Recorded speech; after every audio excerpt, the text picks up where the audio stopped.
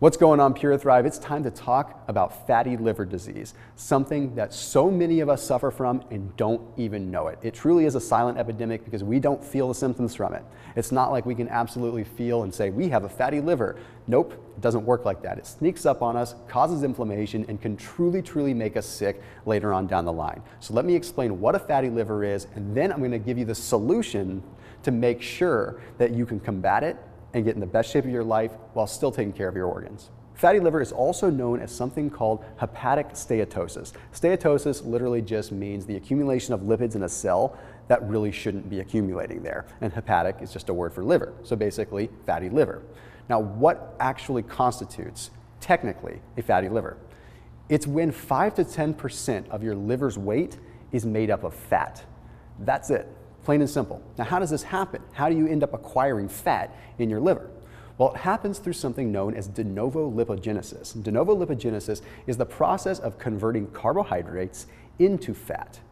So you don't get a fatty liver from consuming fat, you get a fatty liver from excess carbohydrate consumption that's getting converted into fat through de novo lipogenesis. It basically means that your body's unable to use all the fatty acids that are being generated from carbs, and they're having to get stored somewhere because we don't just excrete them naturally. We either store them or we excrete them through a different kind of oxidation pathway.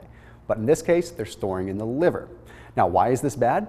Because later on, it can scar your liver. If you have a fatty liver, it starts rendering the cells somewhat useless, so they scar, very similar to an alcoholic cirrhosis. We don't want that occurring. You don't even have to touch a drop of alcohol to have a fatty liver, but you can still end up with the long-term effects the same as someone that's drinking a whole lot of alcohol.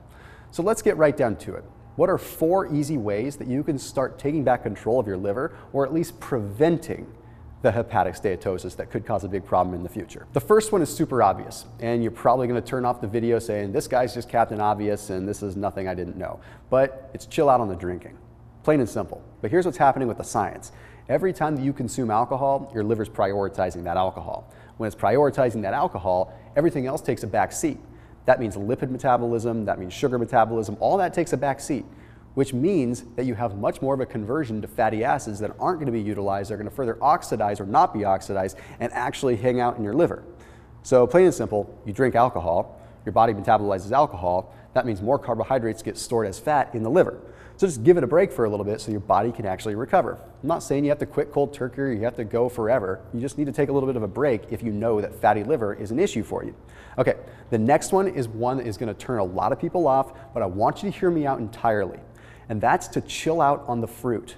Okay? I don't say cut it out entirely. I don't say that fruit is bad. Fruit is amazing. It's definitely nature's gift to us, but we need to be consuming it in moderation. And people that are consuming copious amounts of fruit are those that are more likely to have a fatty liver because it works like this.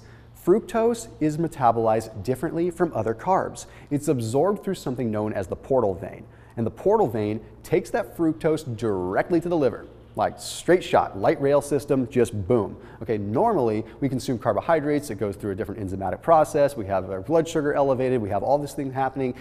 All of a sudden with fructose, that doesn't matter. It takes the train straight to the liver, and it also heightens de novo lipogenesis because fructose elevates the proteins and the enzymes that stimulate de novo lipogenesis.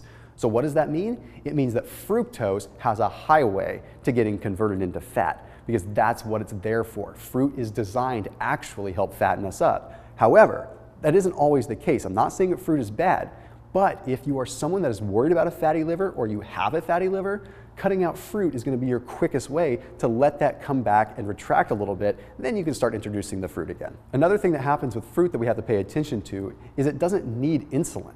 Okay, normally we need insulin to actually utilize carbohydrates or to actually have it eventually convert into fat. Well, that doesn't happen with fructose. Fructose doesn't require insulin. Fructose converts right into a triglyceride without the presence of insulin. So what that means is that triglyceride is going to end up storing fat in your liver a heck of a lot easier. So again, just play it safe, go in moderation. Okay, the next thing that you need to be doing is boosting your glutathione levels somehow. See, glutathione is our body's own inherent ability to detox. Glutathione is kind of the master antioxidant in the body. It regulates what our body actually oxidizes and what our body actually recycles and how we end up reusing cells. It's a very powerful natural antioxidant, and it has a dramatic effect in the liver. So when our liver is sick, or when our liver is scarred, or when our liver has a fatty issue with it, it's going to make it a lot easier to recover if we have high levels of glutathione. So how do you boost your glutathione through food? Well, one of the easiest ways is to eat higher sulfur foods. I'm talking about things like eggs, things like garlic, things like broccoli, things like cabbage. They have higher sulfur content. That sulfur content allows it to bind with the acetylcysteine, which is the amino acid that helps create glutathione, to create something known as glutathione disulfate. Glutathione disulfate is a byproduct of glutathione production. So when we have that sulfur, basically we're making it easier to produce glutathione. You can always take a glutathione supplement as well, but a lot of times they're expensive, so people aren't always hot on that. But I do actually recommend them. Okay, lastly, you need to make sure, and this is a huge one, I don't care who you are, that you're taking turmeric.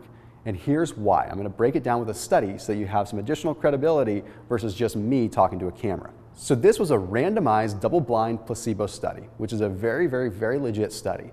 Took a look at 70 participants. Okay, these 70 participants all had non-alcoholic fatty liver disease. And what they did is they took half of the subjects and gave them 70 milligrams of curcumin.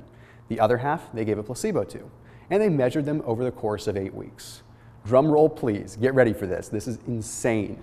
After 8 weeks, those that took 70 milligrams of curcumin had a 78.9% reduction in the fat content of their liver.